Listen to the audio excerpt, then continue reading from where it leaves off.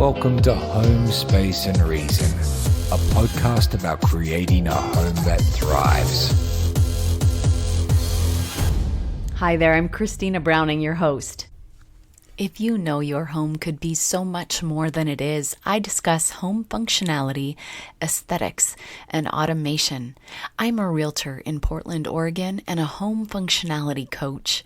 I geek out on every subject imaginable regarding your home and yard, challenging you to think of your space differently to get the most out of every square foot. I pose questions for you to think through about your space and your reason. This podcast is all positive, offering you virtual fist bumps and celebrating every win. Remember, there's no such thing as perfect, but you can still aim for your best.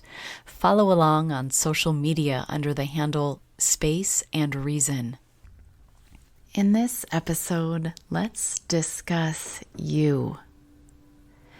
I want you to imagine a world where maybe you live next door to your best friend, or work next door to one another. There are some circumstances that allow you to enjoy a nice short visit every day. Maybe it's a phone call check-in every night after dinner. Whatever sits well with you, whatever you can imagine for yourself. Now, here's the caveat. This isn't a real person. It's not someone you currently know. It's the ideal advice giver, supporter, and confidant. This friend sees all the good attributes you possess. They root for you and encourage you. They want you to be healthy and happy and successful. Imagine that friend sitting next to you right now. What advice would they give you? If you share with them all of your current circumstances, what would this person advise you to do for your financial situation right now? What would they advise you to do for your mental health situation today? What would you think they would tell you to do in the category of growth? Aiming for you to be the best version of yourself. When I do this exercise myself, the gal would tell me to make time for that precious pedicure I've been wanting because I keep putting it off with an overly busy work schedule. I hear them tell me to keep up with my gym routine because it helps me to live a better quality of life and for longer. She also tells me to stop pumping the brakes in some way and not let fear hold me back. I'm guilty of that.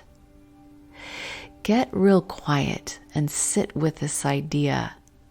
What is your best friend telling you? Mine is telling me that I need to start prioritizing what is most important in my work and letting the small stuff fall off. Go big or go home. What do you need to hear from someone that wants nothing but the best for you? Sometimes we internally know what we need to hear, what we need to do, but can't take action on it until we hear it confirmed from someone externally. And if no one says these things to us, we pass on it as if it's crazy for some reason. Who is with you when you wake up in the morning 100% of the time? It's you. So I want to suggest that your very first best friend is you, the most present and consistent person in your life. It's you. I like the quote, "Excuses make today easy, but tomorrow harder. Discipline makes today hard, but tomorrow easier." Now, at first blush, it kind of sucks. But if you think of yourself as your own best friend and listen again in a different way, I'm going to be a good friend to myself and do the thing for myself that I won't want to do tomorrow. It's kind of the same thing. I value my future self, how she feels, and what her tomorrow is like. I want her to be proud of me today and the choices I made. I'm going to finish a project for her that I've been putting off for a very long time. I know she's going to feel lighter when this project is done. This way of thinking can impact how you feel and function in your home. Your best friend might tell you that scrubbing the shower isn't the best way to spend your time anymore. You maybe make enough money that if you can afford a housekeeper, just to handle the deep cleaning once a month, it would free up time in this other area to move yourself forward by doing what? Exploring that art you've wanted to try? Psychotherapist Carissa Carner has a fantastic TEDx talk about how to be your own best friend, to listen to yourself, trust yourself, and forgive yourself. I'll link it in the podcast notes. When we intentionally put a habit in place that solves an ongoing problem in our home, like downloading an app that works with our smart home system to make our grocery list creation easier every single day, every week, every month, throughout the whole year, that all sounds like something your best friend would want for you, no? But maybe it's something you would put off today. But your best friend would recommend you just do it because it will help you every single day onward. Being your own best friend might mean prepping the coffee for yourself as a new habit the night before you go to bed so your mornings feel like a slow, easy gift. You probably spend more time in your home than anywhere else in the world, so being good to yourself within that space can drastically change how it functions.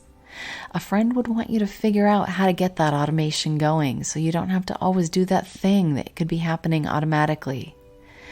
That friend would buy you a robot that sweeps your hardwoods twice a week so you don't even have to think about it. Buy that floor sweeping, mopping robot for yourself because a good friend would do that. It drastically eliminates the weekly drudgery of cleaning, and being in a home that doesn't have crumbs on the floor is far more pleasant to be in barefoot. Self-compassion within your home might tweak your decision-making. And now let's take a few minutes for some questions. Grab a pen and some paper. Question number 1, what would your friend recommend that you do to cut down on your daily mental load? You have too many things coming at you from every direction. What is something you could do to address this proactively? What can I automate? Question number 2. What sucks up time so often or creates angst within the walls of your home right now? And what would this best friend recommend that you do about it? Because I'm going to guess you might already have some answers for yourself. Question number 3, are you spending a lot of time looking for stuff? Maybe it's one particular thing or one set of things you consistently misplace similar things. If so, let's tackle that from 2 sides. First, you might work on paring things down. Gift forward duplicates. Avoid buying stuff when you're out in the world just because it's cute, so that you can slow or stop your accumulation of stuff. If you don't have room for it, don't buy it. Getting rid of things in a sustainable way without putting them in a landfill takes effort and intention. Accumulating less then means your future self has less to gift forward. The other way to look at it is there a pattern with what is getting misplaced? perhaps creating a space for that item for it to always live is what you can think about tackling next. A little organization can go a long way, but not until you get rid of excess. Realizing your friend would really love a garden bed full of tulips this spring can be motivation to get out in the rain this fall and get those bulbs in the ground, even though it's something that doesn't sound super fun right now. She would love those solid yellow tulips that match her yellow front door, wouldn't she? Go do that for her. Give her the delights she deserves by being a good friend. Be a good friend and fill the gas tank the night before, so your future self won't have to rush out the door early in the morning.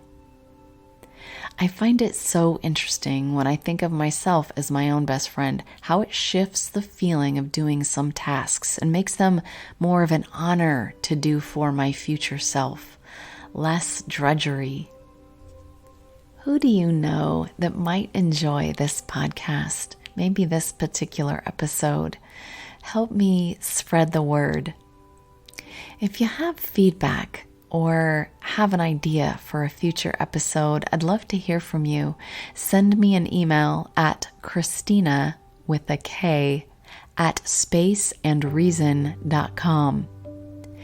If you enjoy this content and you'd like more of it, you can subscribe to my newsletter, Little Bits. It's all about home functionality with a short video and a thought for you to think through about your space and your reason. I'll put a link in the podcast notes. In episode 2, I talk about some of the history of homes, which informs how we live today.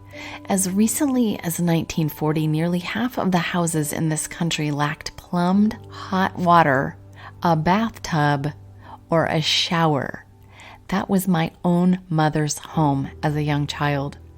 Over a third of houses didn't have a flush toilet.